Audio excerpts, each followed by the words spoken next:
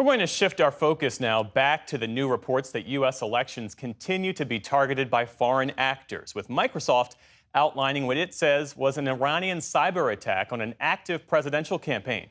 The company declined to specify which campaign was affected, but on Saturday, former President Donald Trump said on Truth Social that it was his, posting that one of his campaign's websites was hacked by the Iranian government. It comes after the Office of the Director of National Intelligence warned in late July that it continues to observe foreign influence operations by Russia, China, and Iran aimed at disrupting November's election and undermining American democracy.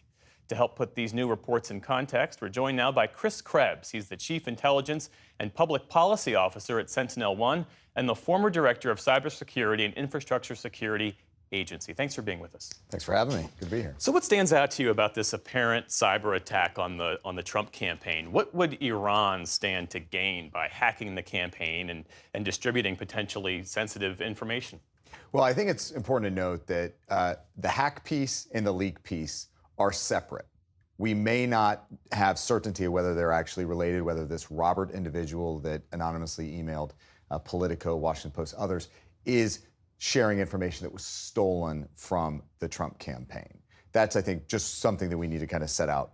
But I think what's most significant and what's most remarkable about this activity is that it, to me, signifies what I've been calling the Russification of Iranian information operations. And what that means is when you look at the 2016 election, as laid out in the intelligence community assessment of 2017, it characterized the Russian efforts to interfere in that election along three prongs. First is going after election infrastructure. The second is hacking campaigns and leaking information. The third is this broader disinformation operation. And if you go and look at that Microsoft report from this past Friday, it talks about Iranians trying to continue to stoke discord and discontent across the nation, about hacking a county election official, and yes, hacking a campaign. So what we're seeing again is kind of echoes of the past, but from a different country. And what do they gain?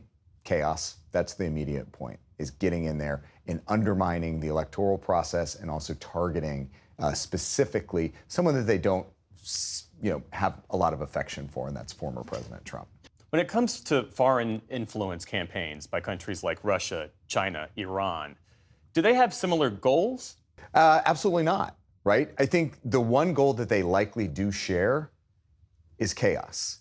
It's undermining our confidence in our government's ability and democracy in general to provide us the basic services and look out for us. I think that is, again, the top line strategic objective. But in some cases, they may have preferences. They may want one candidate vice the other.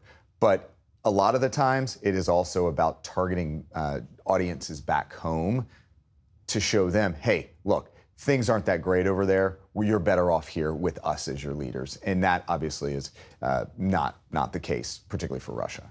In this instance, it's the Trump campaign saying that they were targeted by Iran. Should we also expect similar actions taken against the Harris campaign or the Biden campaign previously? I think absolutely. I think what we're seeing right now, it's almost like an iceberg. You just see the part that's the tip that's out of the water. There's a lot more that's going on that either has not been discovered yet or has not been publicly reported yet. I fully expect both the Biden campaign previously and the Harris campaign to have been targeted. And it's likely happening right now, this very moment, continuing to happen, much like the Trump campaign will continue to be targeted. And that will continue going forward. And that will also be from any manner of threat actor, whether it's China, Russia, Iran, even North Korea and others. We know what happened back in 2016 when the Clinton campaign was targeted by Russia. Those leaks were extremely damaging and ultimately, you could argue, were a major factor in the outcome of that election. How do we navigate this imperative of making sure that the public is adequately informed without elevating the works of a bad actor? Yeah, well, I think this does speak to journalistic ethics and responsibility of platforms that receive this information, outlets that receive the information, and using good judgment on whether it's appropriate to release. I think the second aspect is, actually, it's the voters. They need to be attuned to the fact that foreign adversaries, our enemies, are trying to get into our heads. We are the targets here. It's not just the campaigns. It's not the election system itself. It's the American voter, and we have to keep in mind that American voters decide American elections, and we need to take a beat, take a pause, understand that we're the target, not let them be successful. How can Americans make sure that the information that they're accessing and consuming, especially online and especially via social media, is trustworthy?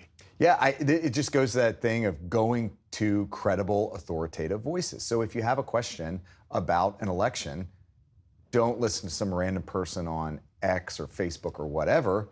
Go to the election official webpage. They have FAQs set up that are primed for just those sorts of inquiries and research.